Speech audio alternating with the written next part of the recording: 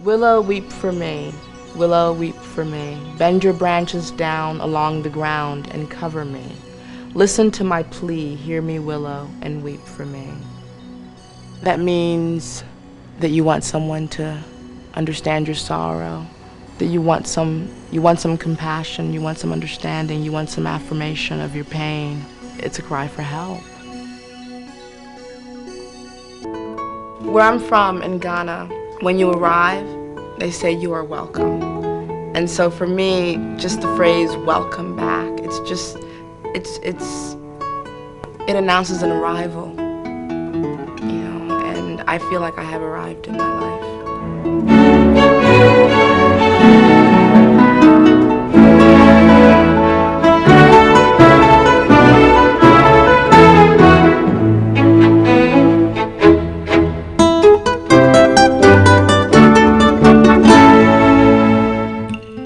I never, ever would have envisioned, even 6-7 years ago, myself sitting here as an author, as a lecturer, as a speaker, as anything other than what I was at that time, which was a frightened young woman who was very alone and very scared. When someone says lifetime achievement, you tend to think of someone who has achieved over a period of an entire lifetime. And just my experiences with depression and just the daily battles, and I thought, you know, it has been an entire lifetime. I don't think that people necessarily find hope in my accomplishments. I think they find hope in my presence. When I see them, I'm looking at myself, and when they see me, they're looking at themselves, and that we are all faces not only of depression, but faces of health and well-being as well. This morning on Today's Woman, surviving depression. More than 17 million women suffer from clinical depression each year, and all too often this debilitating illness goes untreated. Mary Dankwa is the spokesperson for the National Mental Health Association's campaign on clinical illness. She is also the author of Willow Weep for Me, a tale of her own journey through depression. You went to a couple of different therapists. Was it hard for you as a black woman to find a therapist who got what you were talking about, your issues?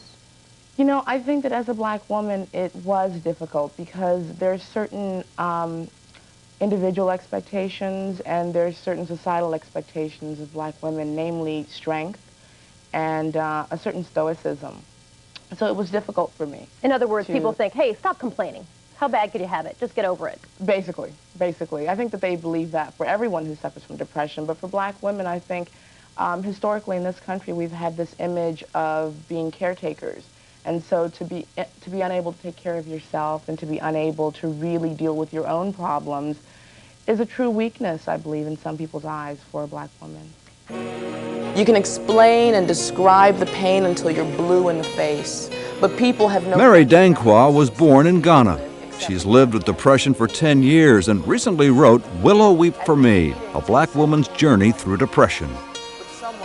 I grew up in a culture where the communal sort of effort was stressed over the individual effort. In other words, for me to sit in the room and say I, me, is not part of my culture. So my caregiver has to understand that it's not an avoidance, let's say, of a discussion about me and my problems. It's a reflection of my cultural upbringing. Today, she makes presentations to African American communities in conjunction with the National Mental Health Association on recognizing and treating depression.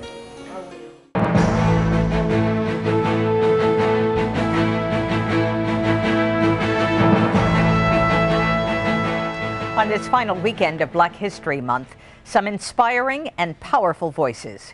We spoke with several young African American women, all profiled in this recently published book by photographer Julian Oku.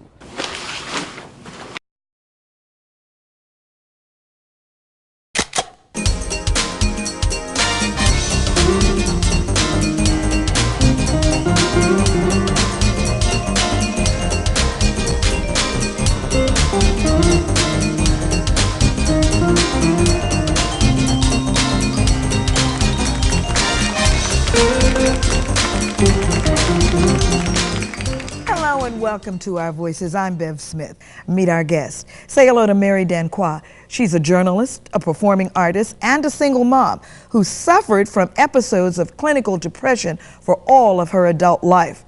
Her book, Willow Weep for Me, is her courageous story. When I surfaced from that episode of depression and I began to re-engage with society, the Berlin Wall had come down. And as a writer, and just as someone who's interested in world affairs, as an immigrant, it was just really a significant thing to me that the entire world had changed, and I wasn't present, I wasn't conscious. And so I thought, something's going wrong. And I really got scared, and I thought I was losing my mind. But ironically, that pushed me further into a denial, because the image that I had in my mind of a clinically depressed person. No, a crazy person. I didn't even talk in terms of clinical depression. I mean, if I had even thought about clinical depression, then I might have been able to have some logic to my thought process. You just thought you were crazy? I just thought I was losing my mind. I thought I was going to be walking down the street talking to myself. Did you? No. Oh, I'm glad to hear that.